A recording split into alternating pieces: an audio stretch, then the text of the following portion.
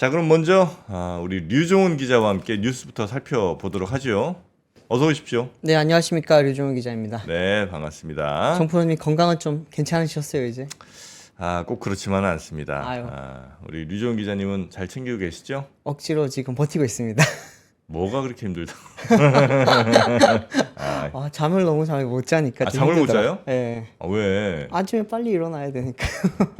아니, 아침에 일어나는 거는 건강에 나쁘지 않아. 일찍 자면 되지. 일찍 그럼- 잠을 잘 못 주무시는구나. 그렇죠. 애들을 키우다 보면 쉽지 않죠. 또 아이 핑계로 갑니다. 네. 자, 저는 셋이죠. 네. 죄송합니다. 셋이 지금 저 밤마다 괴롭히고 있습니다. 너무 행복합니다. 그렇죠. 우린 네. 행복합니다. 행복합니다. 네. 이런 행복도 없잖아요. 그럼요. 다시 태어나도 그 아이들 만나고 싶잖아요.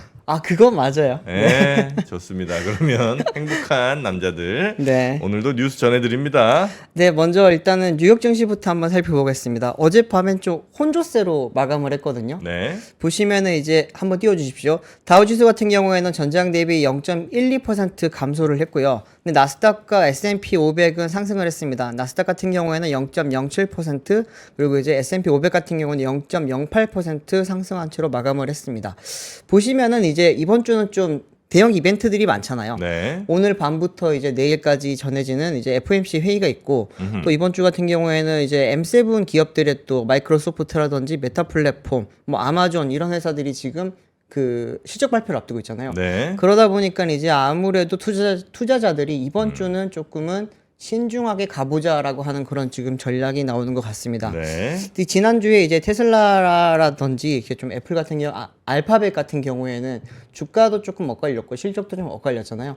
그러다 보니까 좀 이번 주에 아무래도 실적이 나오게 되면은 이들 이제 뭐 M7 기업들 그리고 이제 또 나스닥이라든지 S&P 500 같은 경우에 어떤 방향을 잡을지 조금 지켜볼 수 있을 것 같습니다.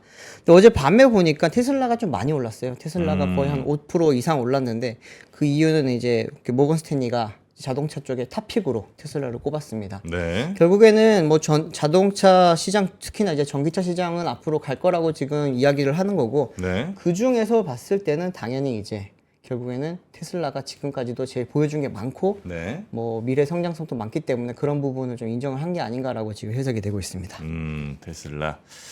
자, 그러면 우리 행복한 남자들에 대한 또 여러 의견들이 좀 있네요. 네, 여러분들도 많이 좀 행복하신 모양들입니다. 네. 행복하셔야죠. 네. 네. 행복은 또 나누면 2배가 되니까요. 네네. 자, 그러면 뉴스 하나하나 좀 살펴볼 텐데, 네. 어제 난리였고요. 엄청 난리였죠. 저도 여기 접속하느라고 고생 좀 했습니다. 밤 10시 넘어서 했어요. 어제 하셨어요.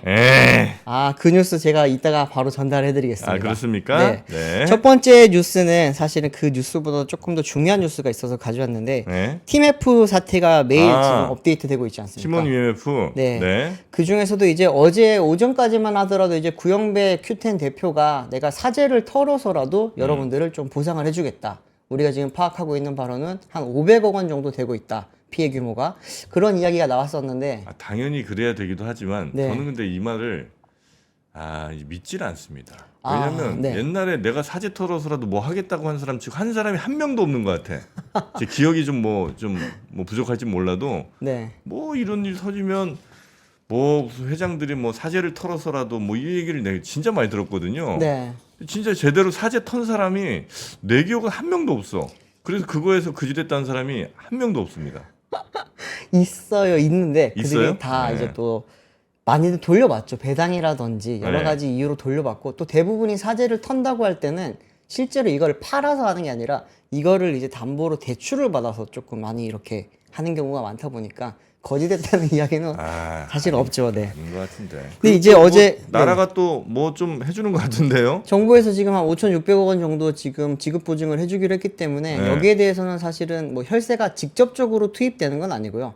이제 소상공인들이 이 부분에 대해서 그 대출을 받을 수 있게 도와주겠다. 지급 약간. 보증을 해준다는 게 네. 대신 이제 예를 들면 뭐 5억 10억 이렇게 문제가 생겼을 때 네. 요거 우리가 보증해 줄 테니까 좀 대출 좀 해줘라 이거 아니에요? 그렇죠, 그렇죠.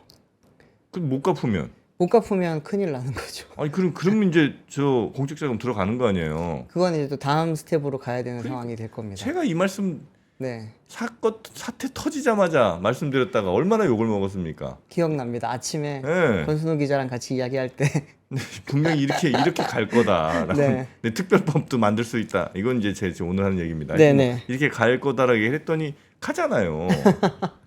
네. 정말 다들 최악이라고 제발 가지 말았으면 하는 길로 지금 계속 가고 있는데 사실 어제 오전에 이제 QTN 지분을 팔아서 내가 이거를 조금 막아보겠다라고 이야기를 했을 때 네. 바로 비판적인 이야기들이 나왔습니다.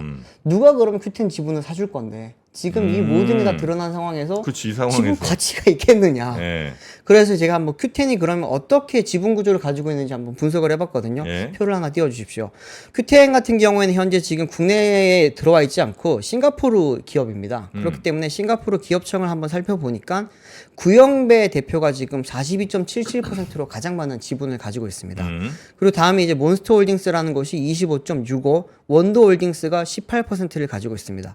그런데 지금 나머지 밑에 이제 소액 주주들 말고 1대, 2대, 3대 주주를 조금 지켜보시면은 몬스터홀딩스가 어떤 회사인지 혹시 좀 유추가 몬스터? 특히 몬스터? 맞아요. 어. 티몬이죠, 티몬. 네. 그리고 이제 원도홀딩스 같은 경우에는 네. 사실상 지금 이제 그 허민이라고 하는 예전에 위메프 창립자 아시죠? 아. 그분이 100% 지분을 가지고 있는 회사입니다.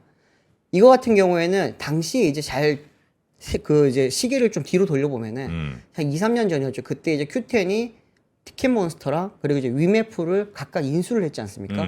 그때 이제 어떤 얼마를 주고 인수를 했다라는 이야기가 없었는데 결국에는 QTN 지분을 줬구나. 그렇죠. 지분을 나눠주면서 인수를 했던 겁니다. 결국 그 사람들이 다 최대 주주들이네, 그죠? 최대 주주가 됐죠. 아. 그 전까지 구영배 회장의 지분율이 70%가 넘었거든요. 네. 그랬는데 이제 어느 순간 보니까 40%로 떨어졌고 네. 이제 그 밑에 1대, 2대, 3대 주주들을 살펴보니까 이게 지금 현재 문제가 되고 있는 티몬과 위메프로 지금 구성되어 있는 게 Q10의 보통주 지분 구조입니다. 그러면은 과연 누가 이걸 살 수 있겠느냐? 아무도 안 사주죠. 그러다 보니까 지금 뭐 아직까지 여기에 대해서 명확하게 Q10이 공식적으로 발표를 하고 있지는 않지만 지금 전문가들이 해석하기로는 구영배 회장이 며칠 동안 아무래도 진짜 실제로 자금을 찾으려고 다녔을 가능성이 있다. 네. 그리고 이제 어느 정도 뭐 싱가포르 쪽의 투자자들이라든지 이런 것을 통해서 하려고 생각을 했다가 잘 안 되니까 7시간 정도 만에 지금 이제 법정 관리 신청을 했지 않습니까? 어제 네. 저녁에. 저희가 이제 4시 반 뉴스를 전달해드릴 때만 하더라도 이제 이거를 우리가 사실 털어서 도와주겠다. 갚아주겠다라는 거였는데 뉴스 끝나고 나오니까 그때 나온 이야기가 바로 이제 법정 관리를 신청을 했다. 그때 이제 회생 절차에 들어갔다는 거죠. 이제 법원이 회생 신청을 받아주게 되면은 네. 이게 좀 문제가 사실 좀 커지게 됩니다. 그렇게 되면 앞으로 지금 지급을 해줄 수 있는 돈이 없고 환불을 해주기도 되게 어려워지거든요. 근데 이제 네. 그러다 보니까 이제 지금 많은 비판이 나오는 게 이거는 회생 신청을 받아주면 안 된다라고 하는 이야기도 나오고요. 그러니까 이제 회생을 신청하고 뭐 한다는 거는 네네. 이들이 갚아야 될 돈을 깎아주는 거잖아요, 보통. 그렇죠. 근데 이들이 갚아야 될 돈이 대체로 판매자들한테 줘야 될 돈 이거 아니에요? 그렇습니다. 이걸 네. 깎아준다는 거 아니에요? 네. 그럼 이 사람들은 그 돈을 어디서 받아? 현재로서는 받기가 쉽지 않은 상황이죠. 그러다 보니까 팀F에서는 여기에 대한 이제 또 원래 보통은 회생 절차를 신청을 할 때 네. 이제 ARS라고 하는 자율구조 조정 지원도 신청을 하거든요. 네. 그러면 이제 둘 중에서 법원이 하나를 받아들이게 되는데 통상적으로는 ARS를 많이 받아들이게 됩니다. 네. 회생 절차를 바로 받게 되면 말 그대로 자금줄이 막혀버리기 때문에 이거는 회사 그 기업 활동도 못 하게 되고 네. 채권자들한테 돈도 못 돌려주기 때문에 그 부분보다는 자율적으로 구조조정이 가능하다면은 니들이 할 수 있는 걸 한번 최대한 해보라라고 하면서 이제 보통 2개월에서 3개월 정도의 이제 회생 그런 ARS 기간을 주게 되거든요. 네. 근데 이걸 어느 거를 지금 받아줄지는 모르겠지만 아무래도 ARS 쪽에 조금 더 가능성이 높게 점쳐지긴 하는데 네. 반대로 보시는 분들도 있어요. 그럼 지금 현재 티몬이라든지 위메프가 자율적으로 구조조정을 할 만한 자산이 있느냐 그런 이야기도 지금 많이 나오고 있거든요. 이거 같은 경우에 또 한번 살펴보시면은 티몬과 위메프의 최근 3개년 동안 영업 실적을 한번 보시면 됩니다. 지금 보시면 아시겠지만 매출은 계속 줄어들어요. 티몬 같은 경우에는 2020년에 1,512억 원이었고요. 그리고 네. 이제 1,291억, 1,205억 원으로 매년 매출이 주는데 손실은 계속 늘고 있습니다. 2020년도에 631억 원이었던 영업 손실액이 2021년도 때 760억, 그리고 이제 2022년도 때는 1,527억까지 늘어났습니다. 그리고 나서 2023년도에는 감사 의견 없습니다. 감사 보고서가 안 나와 있는 상태라고 보시면 되죠. 그리고 위메프 같은 경우에도 보시면 똑같이 매출은 점점 주는데 네. 손실 규모는 계속해서 늘어나고 있습니다. 그리고 이 회사들 같은 경우는 현재 지금 자본 잠식 상태거든요. 네. 그렇기 때문에 실질적으로 ARS로 들어간다고 하더라도 지금은 자율적으로 좀 구조 조정이 힘든 상황이라고 볼 수 있습니다. 그러다 보니까 지금 어떻게 사직까지 털어서 니들이 알아서 지금 해결을 하겠다고 했다가 네. 7시간 만에 말을 바꾸느냐. 그러면서 이제 지금 법무부 쪽에서는 출국 금지를 내렸고요. 구영배 대표를 향해서. 그리고 지금 이제 또 소비자들이라든지 이제 법조계 쪽에서는 지금 고소까지 들어가 있는 상태입니다. 고소 내용은 이제 사기 및 그리고 이제 횡령, 배임 이걸 지금 가지고 걸어놓은 상태고요. 이것 때문에 지금 그 현재로서는 바로 그 출국 금지가 걸려 있는데 오늘 이제 구영배 회장이라든지 티몬과 위메프 사장이 오늘 이제 국회에 출석할 예정입니다. 오늘 이제 국회 정무위원회가 열리는데 여기에서 네. 이제 티몬과 위메프 정산 및 환불 지연 사태와 관련해서 긴급 현안 질의를 지금 진행을 하기로 했고요. 여기에는 이제 구영배 대표, 류광진 티몬 대표, 류화현 위메프 대표도 이번에 출석 의사를 전달을 했다라고 합니다. 네. 근데 지금 이렇게까지 일이 커진 데 대해서 지금 많이들 보시는 게 결국에는 그 Q10의 지금 구영배 대표가 예. Q익스프레스를 나스닥을 상장을 시켜서 이거를 어떻게든지 좀 끌고 가보려고 지금 작전을 짰다가 이게 한번 스텝이 꼬이면서 결국에는 와르르 무너진 게 아니냐라고 하는 이야기가 나오고 있고요. 지금 현재 금감원 쪽에서는 한 피해 규모가 2,100억 원 정도로 지금 추산을 하고 있는데 이게 단순히 5월 지금 대금 지연된 규모거든요. 6월달, 7월은 사실 많이 포함이 안 되겠지만 6월달 것까지 합하게 되면은 여기에 대해서 한 2배 정도 늘어나지 않겠냐라고 하는 이야기가 나오고 있습니다. 그러면은 이제 구영배 회장은 무슨 생각이 있었을까에 대해서 지금 많이들 고민을 궁금해 네. 하시는데 구영배 회장은 사실 나스닥 상장을 한번 성공을 시킨 사례가 있습니다. 우리가 지금 2006년 정도로 지금 시계를 쫙 돌려보면은 네. G마켓을 창립자잖아요. 네. G마켓이 당시에 이제 뉴욕 증권시장 나스닥에 상장을 했었거든요. G마켓이? 네. 아, 그래요? 그때 당시에 이제 국내 온라인 업체 중에서 인터넷 업체 중에서 최초로 나스닥 상장을 했다라면서 그때 굉장히 좀 각광을 받았고요. 그리고 나서 이제 그 이베이에 한 3년 뒤에 회사를 팔았죠. 회사를 팔면서 그때 당시 이제 주가 한 주당 4달러 정도로 이제 인정을 받고 팔면서 구영배 회장이 당시로 현재 환율로는 한 900억 정도, 900억 정도 이제 그런 뭐 자본 이익을 얻은 걸로 지금 추산을 하고 있는데 그럴 때 당시에도 개판이었다고 합니다. 사실은 G마켓 같은 경우에도 보면은 매년 매출은 늘고 있는데 매출은 늘지만 그 재무 구조는 완전히 개판이었거든요. 그런 상황에서 이제 해외에 이제 일본의 자금주를 받으면서 투자를 받았고 그걸 다시 기반으로 해서 나스닥 상장을 하면서 어쩌면 위기를 넘기면서 한 번에 그 엑시까지 성공하는 그런 본인만의 스토리를 한번 만들어 봤잖아요. 네. 그러면서 이번에도 이제 Q익스프레스 같은 경우에도 비슷한 그림을 그렸던 것 같은데 그게 아무래도 좀 중간에 상황이 안 좋아지고 그러면서 지금 이런 뭐 대금 지연 사태까지 오게 되면서 네. 아무래도 좀 큰 일을 겪게 되지 않을까라고 싶은 그런 전망이 나오고 있습니다. 그러니까 일단은 최대한 많은 사람들의 돈을 땡겨서 네. 그 중에 내 돈 빨리 내 돈으로 만들어 놓고 네네. 최대한 또 만들어 놓고 그렇죠. 나머지 돈으로 터트리는 거예요. 터트려. 네. 최대한 많이 돼야 돼. 그러면 또 피해자가 많으면 네. 가만히 있을 수가 없거든요, 나라가. 그렇죠. 그럼 또 거의 도와줘. 예전에 무슨 뭐 어디 이해 사태니 뭐 이런 거 할 때도 보면 피해자가 많으면 많을수록 다 나라가 도와줍니다. 그렇죠. 공적 자금 네. 들어가고. 그렇죠. 그런 식으로 이 사람들이 원래는 많은 사람들에게 사기친 만큼 뭐 예를 들어 어디 뭐 미국 같은 데는 그 사람 하나하나 다 그 사기 연수 곱해갖고 네. 몇백 년, 뭐 천몇백 년 이렇게 그렇죠. 나오고 뭐 이러잖아요. 네네. 이런 거 없어 우리는. 그냥 우리는 최대한 많은 사람들한테 사기치면 칠수록 본인도 좋고 사기 당한 사람도 오히려 그게 더 나아요. 많은 사람들에 끼면 네. 이게 그 결국 이제 그 부담은 국민들 전체 나눠 가지는 거 아니에요. 그렇죠. 예, 우리 뭐 모든 세금 내는 사람들이 다 같이 나눠 가지니까 그 사람도 죄의식도 없어. 또 피해 뭐 당했다는 사람들도 뭐 나쁘지 않아. 이렇게 가는 게 이게 바로 가는 거냐. 늘 저는 이제 여기에 대한 문제의식을 갖고 있으나 또 피해 입으신 분들 또 생각하면 네. 근데 지금 어쨌든 아무래도 뭐 피지사라든지 카드사들 통해서 그리고 페이사들 통해서 지금 선 환불을 해주고 있기 때문에 네. 전체적인 그 고객 피해 규모는 생각보다 많이 좀 작아질 것 같은데 네. 근데 문제는 결국에는 이제 판매자들이죠. 판매자들이 지금 대금 지급을 못 받은 걸 뿐만이 아니라 네. 만약에 지금 티몬과 위메프가 회생도 안 되고 ARS도 안 될 경우에 그냥 우리는 파산할래요 라고 해버릴 경우에는 진짜 돈을 받을 길이 없어지거든요. 네. 그걸 지금 막기 위해서 아무래도 오늘 정무위 쪽에서는 아무래도 압박을 하거나 여러 가지 이야기가 나올 것 같기는 한데 네. 그 부분까지 가게 된다면 정말 막장 기업으로 이제 뭐 나타나는 게 아닐까 싶습니다. 기억하시겠지만 위메프가 아니라 머지 포인트 네. 그 기억하시죠? 어떻게 됐어요, 참? 그것도 아직까지 환불이 제대로 안 되고 있어요. 아, 그래요. 그거 보면 뭐 이번 사태도 장기화가 될 거고 뭐 돌려받는 건 쉽지 않겠냐라고 많이들 생각을 하고 있습니다. 네. 자, 요거 어떻게 되는지 또 저희 네. 유정 기자가 또 잘 좀 추적 좀 해주시고요. 네, 저희가 계속 또 지켜보겠습니다. 네, 두 번째 뉴스 가보겠습니다. 네, 두 번째 뉴스는 이제 앞서 지금 정프로님께서도 말씀을 하셨지만 지금 이제 역대급 그런 청약 데이였습니다. 어제가 청약홈 마비가 됐습니다. 마비됐어요. 네. 이게 청약홈이 만들어지고 나서 사상 최대의 사람들이 몰렸다고 하거든요.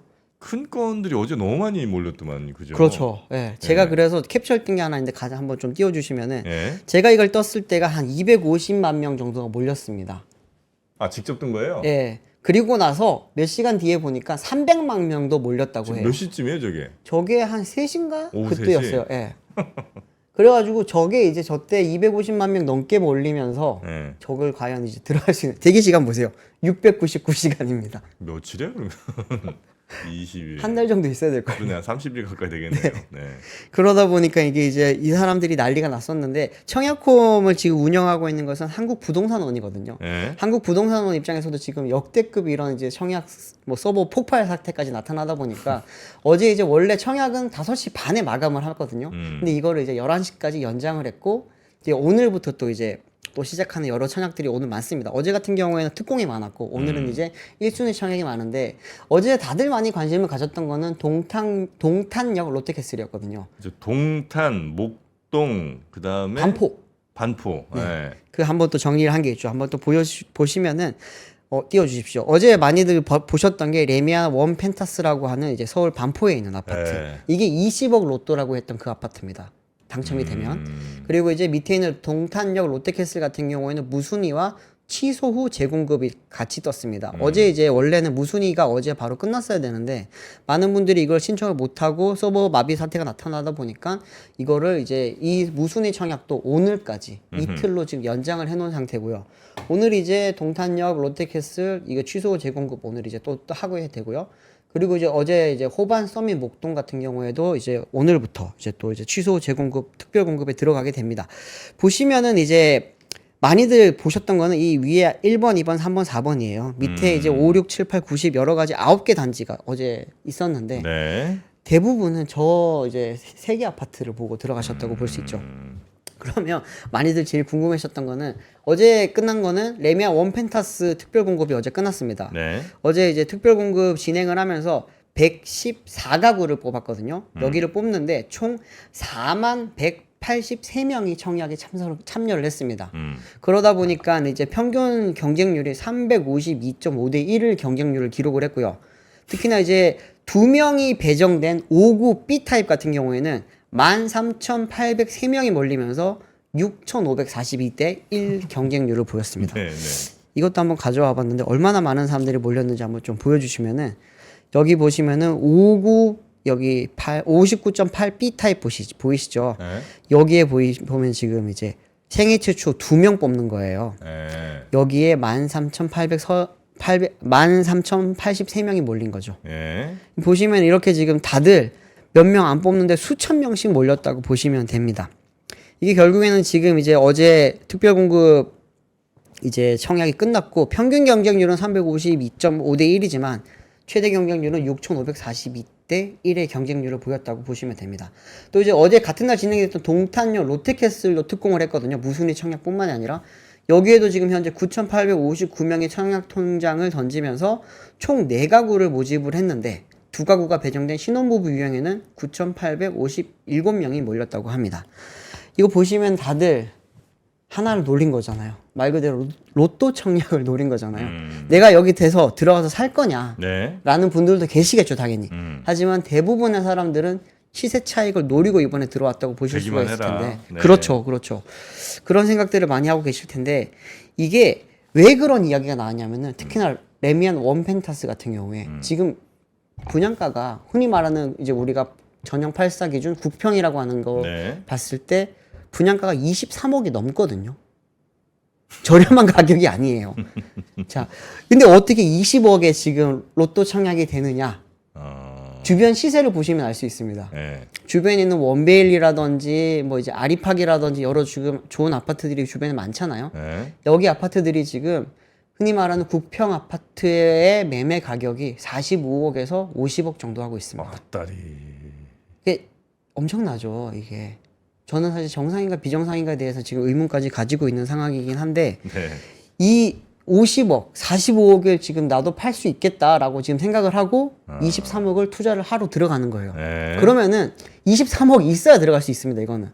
원펜타스 같은 경우에는 후분양 지금 매물이거든요. 아, 그래요? 네. 지금 이제 647단지 중에서 이제 그 흔히 말하는 재건축 조합원들은 이미 들어가서 살고 계시고요. 후분양을 하는 거기 때문에 아, 그럼 대출도 안 돼요? 대출 같은 경우는 지금 바로 안 됩니다. 내가 지금 계약금을 넣어야 되잖아요. 계약금이 20%이기 때문에 4억 6천은 최소한 들고 있어야 됩니다. 오 마이 갓. 그리고 나머지 18억 정도는 네. 이제 내가 잔금을 치러야 되잖아요. 네. 잔금 18억을 내가 당장 못 치를 경우에는 전세를 놓을 수가 있겠죠. 네. 세입자를 받아서 이걸 또 어떻게든 네. 융통을 해서 해결하면 되는데 네. 더 큰 문제가 뭐냐면은 네. 반포 지역 같은 경우에는 규제 지역이잖아요. 네. 그렇기 때문에 3년 실거주, 3년 그리고 이제 전매 제한이 걸려 있습니다. 33. 그러니까 3년 동안 무조건 내가 살아야 돼요? 네. 그러니까 내가 3년 동안에 어떻게든지 전세를 내서 전세 세입자를 받아서 그 자금을 융통할 기간을 내가 좀 시간을 벌었어요. 근데 3년 뒤에 바로 팔 수 있느냐? 못 파는 거예요. 3년 뒤에 전매 제한이 걸려 있던 전매 제한 기간이 끝났더라도 3년 동안 실거주를 해야 되는 의무 기간이 있기 때문에 그러면 계속 이거를 전세를 돌리거나 하지만 나는 팔 수 없고 그렇게 되면 6년 동안은 못 파네. 자산을 그냥 갖고 있는 거예요. 나는 이제 종부세 내면서 45억짜리 아파트를 가지고 있다라는 그런 걸 그런 자부심은 가질 수가 있겠지만 네.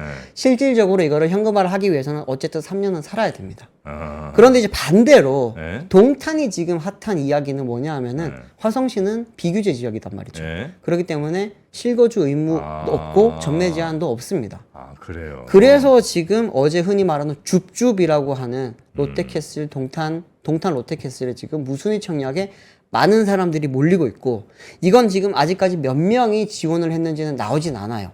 그런데 뭐 부동산원 쪽에서 전망치로 이야기하기로는 아무래도 대부분의 사람들이 이 이제 동탄 롯데캐슬 무순위를 보고 들어온 게 아니겠느냐라고 이야기를 하고 있다고 합니다. 네네네. 여기 같은 경우에는 현재 지금 이제 분양가가 4억 8천이거든요. 이게 2017년 분양가예요. 현재 지금 실거래가가 14억이 넘습니다. 동탄? 네. 아, 그래요? 그리고 이제 현재 지금 올라와 있는 호가들을 보면 14억에서 15억 정도 하거든요. 네. 그러면 내가 4억 8천을 넣어서 이제 그러면은 계약금 20%잖아요. 네.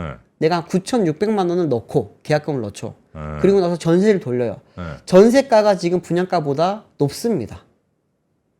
무슨 말인지 알겠죠? 네. 그러다 보니까 사람들이 이제 이거는 전매 제한도 없고 실거주 의무도 없으니까 내가 전세를 잠깐 돌리고 진짜 당첨만 되면 뭐 로또네. 팔면은 그렇죠. 시범 로또가 내가 되지 않겠느냐 와. 라고 하는 계산들을 많이 가지고 있다 보니까 이렇게 네. 많이들 하는 것 같은데 이거 과연 좋게만 볼 거냐라는 거에 대한 이야기가 사실은 많죠.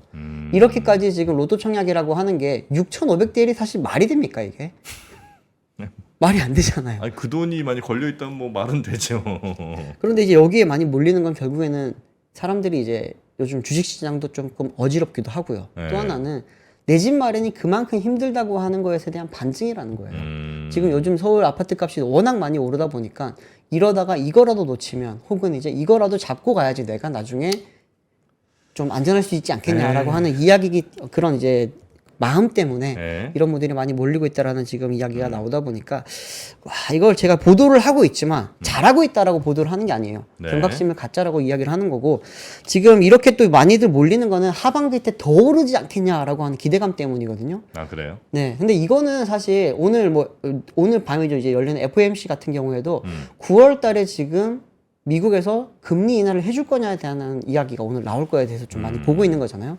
근데 미국이 9월 달에 금리 인하를 하지 않게 되면 우리나라도 하반기 때 금리 인하는 사실상 어렵겠죠. 지금도 지금 미국과 우리나라는 기준금리가 2.0포인트 지금 차이 나지 않습니까? 네네. 그렇기 때문에 미국이 안 내리면 우리가 못 내리는데 만약에 트럼프 대통령이 될 경우에는 인플레이션이 조금 더 높아질 가능성이 큽니다. 왜냐하면 이제 관세를 굉장히 높이겠다고 했잖아요. 네네네. 그렇게 되면 인플레이션이 높아지게 되면 내년에도 사실상 금리 인하가 쉽지는 않을 수 있겠죠. 물론 뭐 트럼프는 그걸 신경 안 쓰고 금리 인하를 할 수도 있겠지만 네. 그 부분이 있기 때문에 이런 현재로서는 지금 굉장히 좀 신중하게 접근을 해야 된다라고 많은 전문가들이 이야기를 하고 있으니까 좀 다들 부동산 쪽은 잘 좀 진짜 정말 큰 돈이 들어가니까 네. 신중하게 판단을 하시면 좋겠습니다. 알겠습니다. 자, 세 번째 뉴스 빨리 가야 되겠네요. 마지막 뉴스는 이제 간단하게 단신처럼 전달드리겠습니다. 지금 이재용 삼성 회장과 네. 최태원 회장이 구글에서 구글에서 개최를 하는 비공개 모임에 이번에 참석을 했다고 합니다.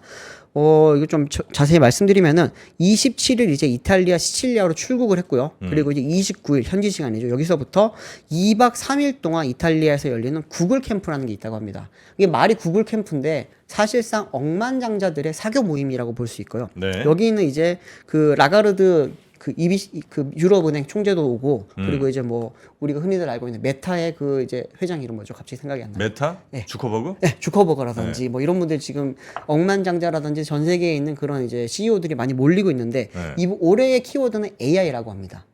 AI이기 때문에 여기에서 그렇겠죠. 지금 또 이재용 회장과 그리고 네. 이제 최태원 회장이 현재 지금 HBM을 두고 또 굉장히 지금 경쟁을 하고 있지만 또 국내 대표 기업들이잖아요. 여기서 이제 그 AI 관련돼서 어떤 또 이야기를 가지고 올지 그리고 또 네. 후속 투자를 어떻게 가져갈지에 대해서 재계와 산업계에서 많이 또 주목을 하고 있다고 합니다. 아, 그렇습니까? 네. 자, 하여튼 요런 데 가면 뭐 좋겠다, 그죠? 억만장자들 막 이렇게 모여갖고. 네, 레이디 가가가 공연도 한대요. 아, 그래요? 와, 이런 데 가면 어떤 기분일까? 아, 저희도 한번 취재를 가보고 싶네요. 네. 접근이 안 되겠지만, 네. 근데 이렇게 뭐 이런 데 가는 거를 뭐 상상하는 것도 좋지만 우리가 이제 현실에선 하나하나 또 우리의 아까운 우리의 재산들 또 잘 지키고 그렇죠. 또 조금씩 불려 나가야 되는 거 아니겠습니까? 그게 제일 중요하죠. 네. 그 뭐 너무 멀리 있는 것만 생각하지 마시고 가까이 있는 거. 예를 들면 내가 뭐 주식 거래하는 데 있어서도 막 뭐 수수료 같은 거 조금씩 나가고 하는 거 뭐 생각 안 하시겠지만 아, 그거 아까워요. 하지만 그거 잘 생각해 보면 그것도 뭐 작지 않은 돈일 수 있다는 거예요. 여러 번 막 매매하고 하다 보면. 그렇죠. 그래서 KB증권에서 리얼 제로 이벤트를 하고 있습니다. 국내 주식 거래 시 수수료뿐만 아니라 유관기간 수수료까지 다 없앤 리얼 제로 수수료 완전 빵. 네, 요걸 지금 하고 있는데요. 3% 시청자분들을 위한 혜택도 또 준비를 했죠. 오늘 퀴즈 하나 나갑니다.